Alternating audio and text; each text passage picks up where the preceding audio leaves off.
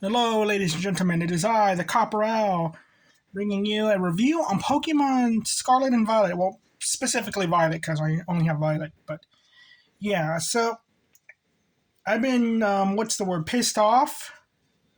People trying to ruin the Pokemon franchise who probably don't even know there are more than like there are more games that are not on the Switch and all that. So I decided I'm going to do a review on Pokemon and all that. So. But also, I'm a big fan of the franchise. You can see my Fennec in there and all that. I'm going to show you how much of a big fan I am. First, let me see. Where is he? There's the feelings. That's another feelings. Where is he? Did he walk off? No, okay, whatever. Oh, there he is. I just think Spidops is a funny looking Pokemon. But okay, so I'm going to show you how my expertise in Pokemon, like why I'm qualified to talk about this and all that. And why like a lot of people who complain are just scrubs. Get good. Okay. See that Pokeball? There's a heavy ball.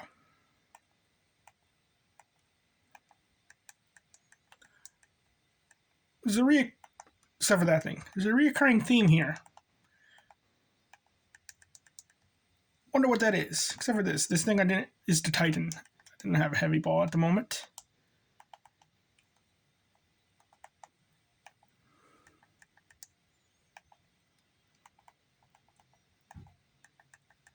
I caught all the new Pokemon in heavy balls. I haven't bred them out yet. You don't need to capture every single one. You just need to breed out one of them within the family and all that.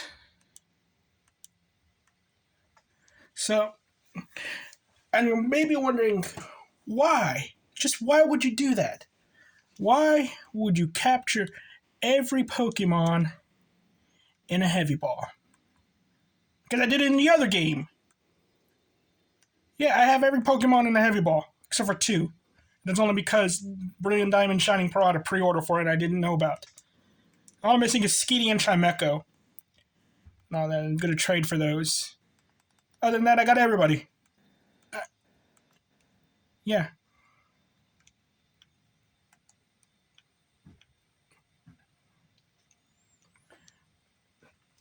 All I gotta say is get good. Took me around a year to get them all.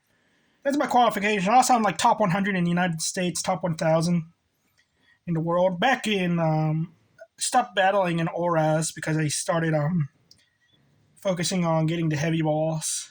It took a lot of my time and all that. So I didn't battle a lot afterwards. But when Sword and Shield came out, I really stopped battling. But yeah, that's my qualifications. I'm a good battler, and I did the ultimate grind. So hearing people complain about, oh, I got to grind to make a TM and all that stuff, it's like, yeah. Keep whining, just keep whining, and all that stuff. I only did it because at first I just wanted to make a team that had the same ball. And it was a little difficult to get one of the members, and then I was like, I don't want to keep having to redo this. So I started doing it with other Pokemon that I thought were useful. And then I just started doing it with all of them. And then I decided I'll get all of them. The ones in Sword and Shield are all competitively trained, too. I have a living Pokedex that is competitively ready. I need a cigarette. I don't even smoke, and I need a cigarette. Anyway, so I'm busy breeding out this Tyranitar, so gotta get somewhere safe. Anyway, so reviewing about the game. So it's gonna be a rant at the end of the video. I got 30 minutes on my camera, so this is first third take. Originally I was gonna spoil, but I've decided I'm not gonna spoil because there's some people who still haven't finished the game. So here we go. The story for the game is it's mixed because it's kind of split into three different things. You got your whatchamacallit, your main story, You get your rival, you go fight the gyms. You got that story going on.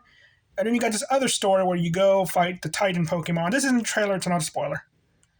And all that.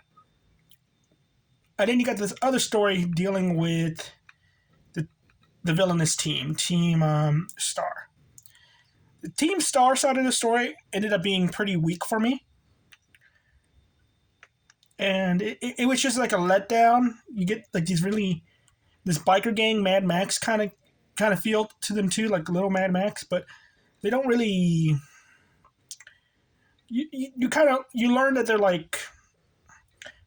You get a twist thing with them and all that when you learn more about them and all that, and it's just like, really, you're gonna do this game? I hate it when the games do this. It's like, give me a bad guy, don't give me this, all that.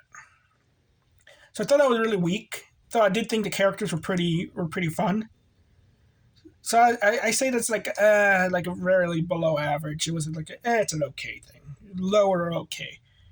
The regular story with the finding the gyms and all that was actually pretty. It's pretty normal, but you could sequence break. So I accidentally sequence broke the game, and all that. So yeah, that was interesting. Finding the last gym leader really early. And so, and then another thing you could do is whatchamacallit. You fight the Titans, and that was actually the best part. I think that was the best part of the game, and the game probably should have been more focused on that, giving us like 5 more Titans, making them really tough, because it was just really good and all that. It was just sit here for a second. It was because you can kind of get like 2 twists out of it, and they're both pretty good. One's really early, and one's really something bit me. And one's kind of late. It was endgame stuff. All that story ends up being like leaking through the endgame, whilst the other ones to just connect. And if it wasn't for the normal part where you're fighting the gyms, you get a rival. It's actually pretty fun, and some of the gym leaders have pretty nice personalities. Tulip, the psychic gym leader, best girl, waifu, right then and there, and all that. You can even flirt with her, surprisingly, but that's like post game stuff. And I'm going to talk about post game too, and let me write that down. But yeah, there's so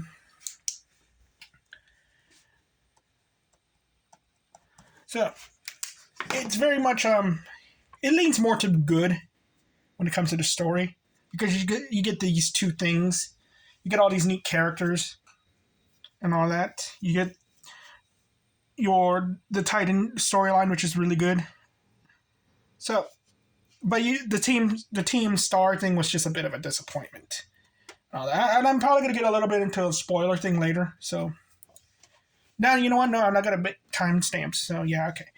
Then we have the Pokedex, which pick up some eggs. But the Pokedex was pretty. It was 107 new Pokemon, I believe, which is a decent amount. You can pick that up while you're camping, which is better than last time, I believe.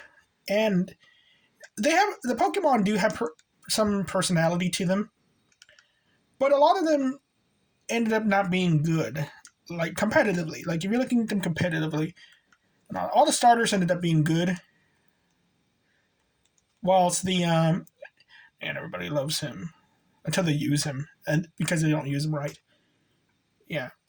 This guy, he's the example. It's like this is the poster child for like the fan. If you know that this guy, how good he is, okay, you're like a true fan of Pokemon. But you like him just because of how he looks, like he's all flamboyant and all that stuff. You're probably not a Pokemon fan. This is just your new trend, because that's what it is. A lot of those people are like, oh, he's so yeah. I love him, and then they just stop using him and all that because they don't get how good he is and all that. But you get the pigs. I love Spidops. He's bad stat wise, but he's pretty cool. Low kicks and all that. And the electric. He's actually pretty good. It's just we don't use him. Well, they use him, but they don't. he's the Pikachu clone, but he doesn't get any hype. But yeah, it's like they're good. They got good, a lot of them got good moves, but some of them are like just bad. Like Spite Ups has a protect that decreases speed. It's pretty neat. But yeah, it's an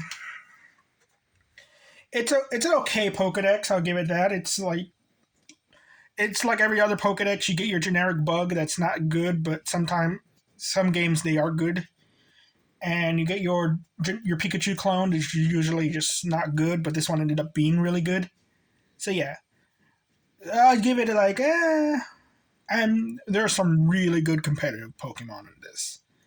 So, and some of those moves are still good too. So like a Smeargle with that new Protect, I'm like, okay, yeah, that's pretty good.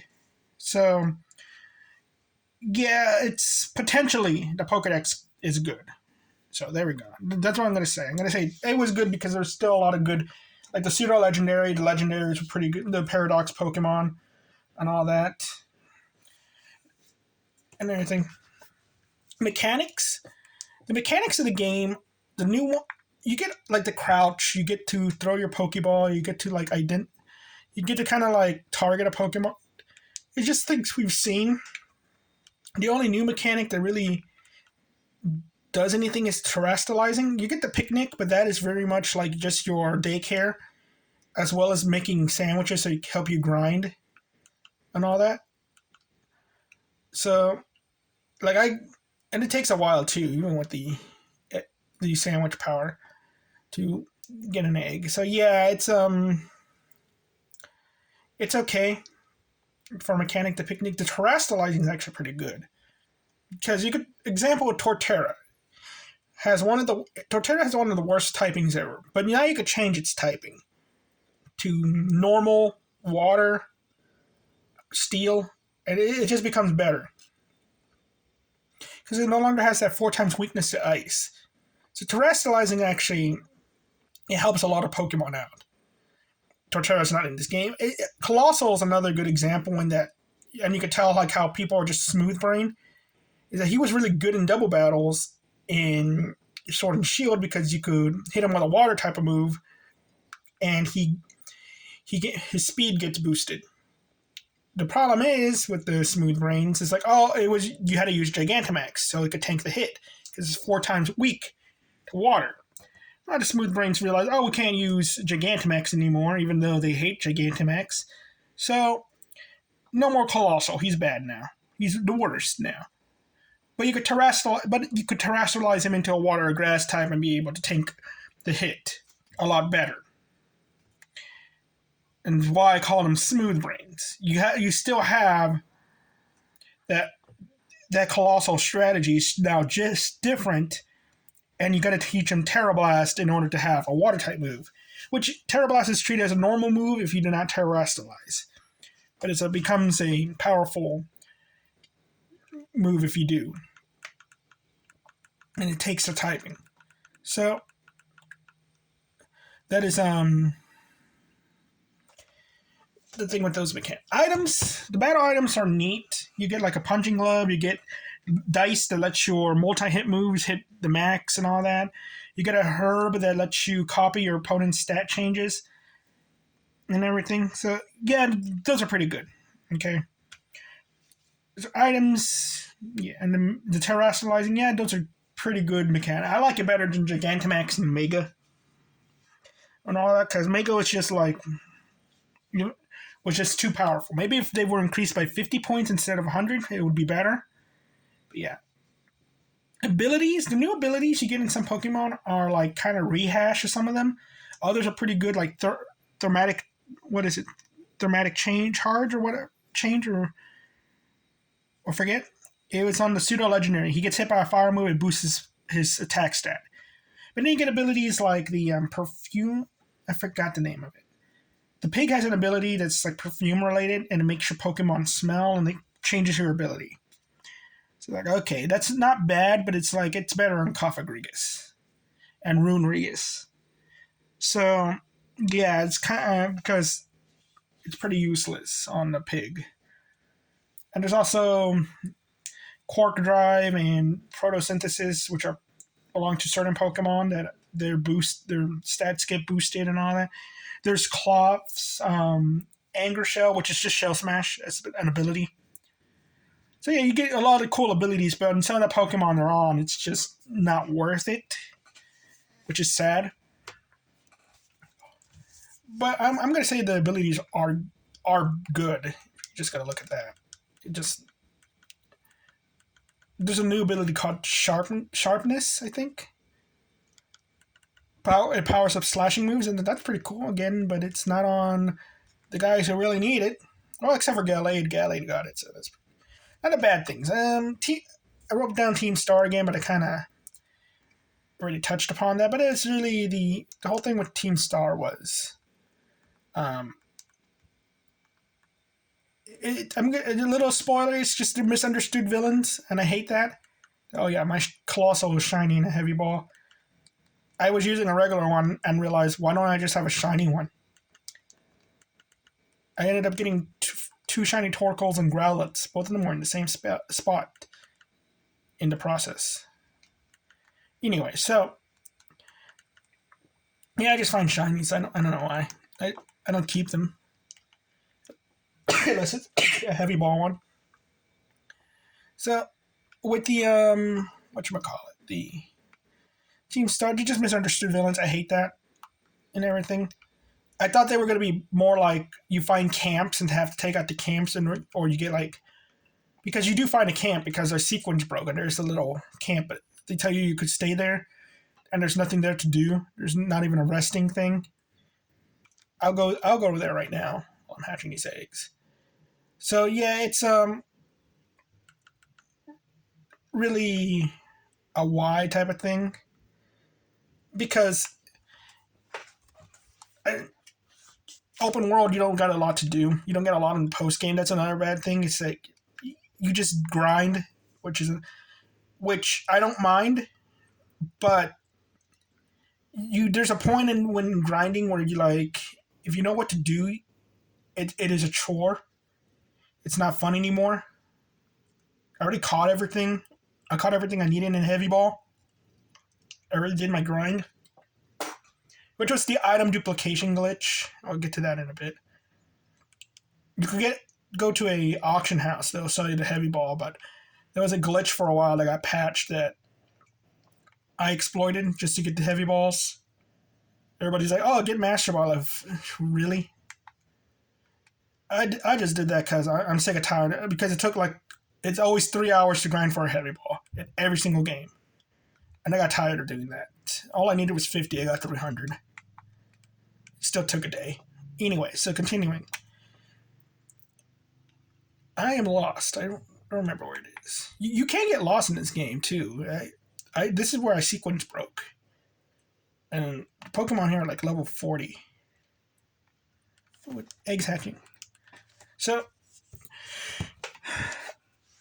but yeah, the grinding is very tedious. It's not really, you could AFK grind, but it's still like, Why? It's like, you could go buy every single competitive item at the store and pay cash, but you still gotta freaking do like this whole tournament thing in order to get money. Because everything costs like $10,000. So yeah, for leftovers, I would rather have there be. I didn't like the Cramomatic that it was random for the balls, but I preferred there would have been a crafting, because when you defeat a Pokemon, you get little items. I would have preferred that if we could create the items like similar to the Cramomatic, just craft them using these little things you get from. There's another egg hatching you get from the Pokemon, but no, those are only used for TMs, which I have another problem with. The TMs just a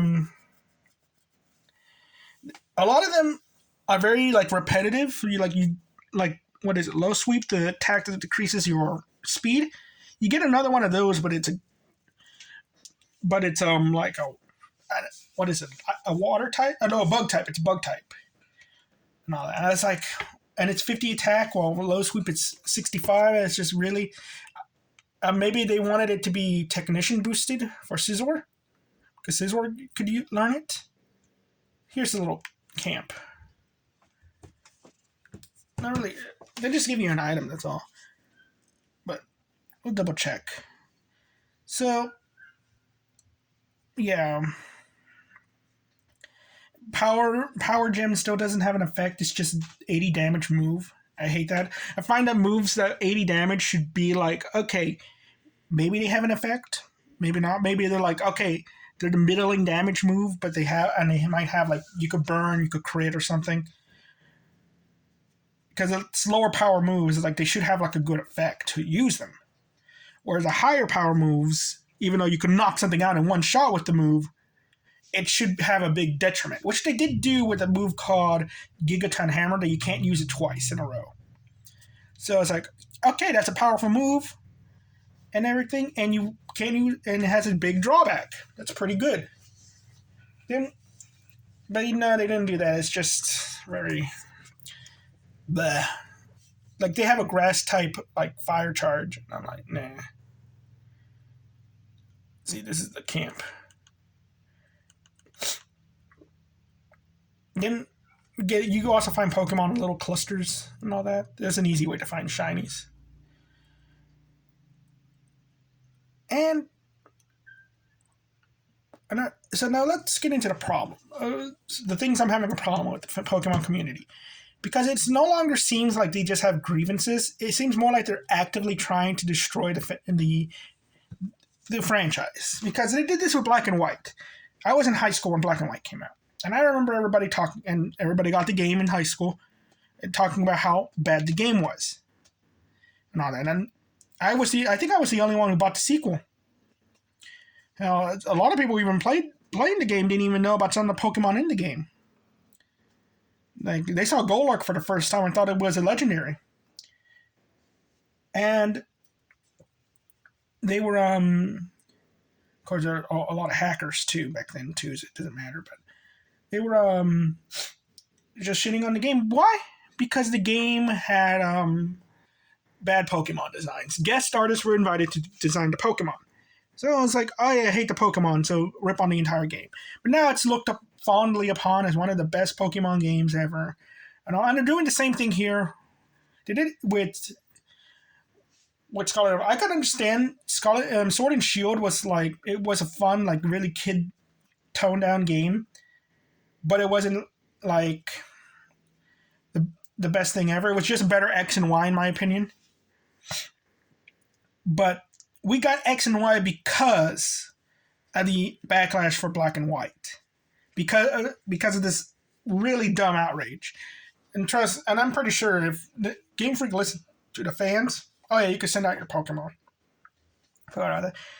About this, the next Pokemon game is going to be way worse. Story-wise, it's going to be way worse. Gameplay-wise, and all that. Yeah, I thought... oh, crud, they're not supposed to level up. Anyway, get back in your ball.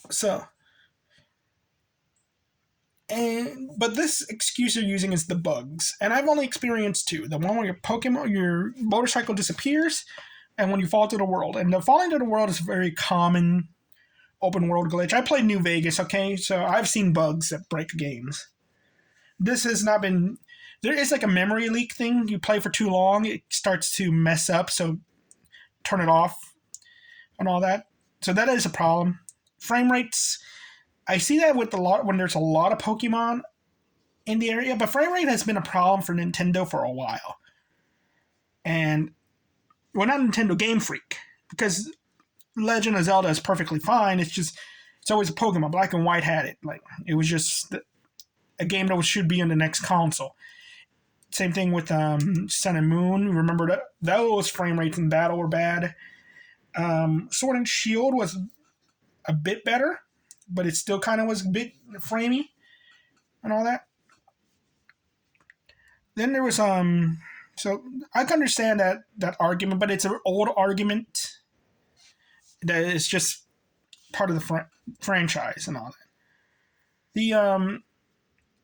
The glitches, like the exploitative glitches, I don't really count.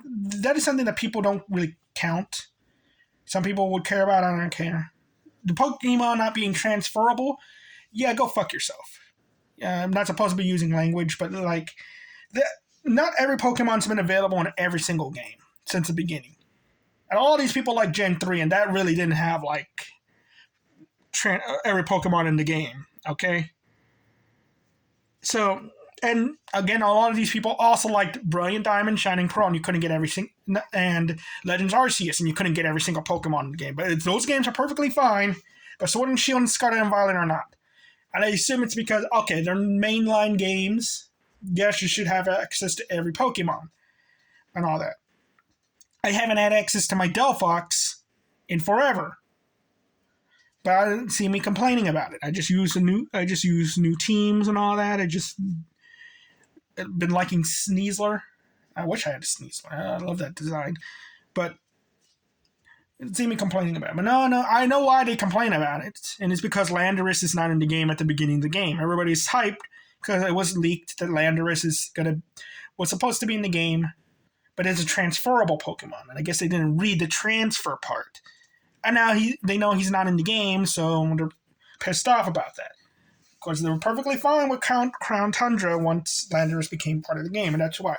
It's the same meta over and over again, and they're calling these guys out.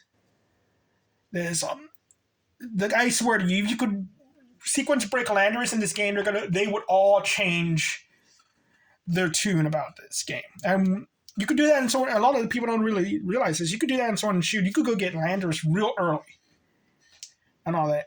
But no, they don't really. There's also another thing I have with these people is that they arguing about the game and everything. It's like these people would simp over the remakes, constantly make videos about upcoming remakes and all that stuff. And they freaking hate the game the remake is based off of. They made like top Pokemon games and it's the weakest game in the franchise and they'll list everything they hate about it, but suddenly the remake might be coming out. They start making fan theory videos that make no sense. There's like no hints whatsoever for the remake. That happened with the Toad, that little souvenir. It's like, oh, remake coming out, this has to do with the remake. Absolutely nothing. They got proven wrong, and then it's like, okay, we'll find like this map here, or this person's from another game. Remake. And then what did they do? They dropped the remake as soon as possible. What? Oh yeah, Pokemon come in different sizes here. I think it's supposed to be like the alpha. Look at the size of that Passimian. Look at that. Oh my god, get away from me. Oh, no. Get away. Okay. But yeah. And it's like, are we taking the opinions of these people? We're taking the opinions of people who the same people who make fan theory videos about Black and White who didn't play Black and White 2. Like their theories are like just debunked. And they're freaking like saying, oh, what's the worst game in the franchise? And now it's like, and now they're saying it was the best game. We need more games like this. Those are the opinions you're listening to when you hear people say that this game is bad. It's not bad. I would say, I don't like doing points because it should be like 1 through, if I was going to do a point system, 1 through 100, I'd say this is more like in the 80s. Because it does things right.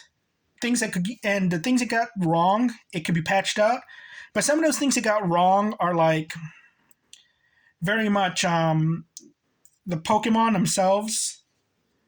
Because even the ones that are like returning Pokemon, they're not like top tier guys, you know what I mean? There's no fossil Pokemon and all that. It's like they brought the B team and some of the A team in the Pokedex. And it's like, okay, that does bother me. And all that. And there's going to be DLC, we already know that. But what we got is like, okay, and there's no post-game, it's just, So yeah, I would say like maybe upper 70s, low 80s is being honest.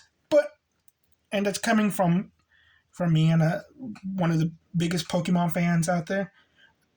And just trying to be objective about it. Because it's like, I've heard every argument in the book. And all that, and a lot of it is just BS. So yeah, thank you Hope you have a nice day. Bye bye.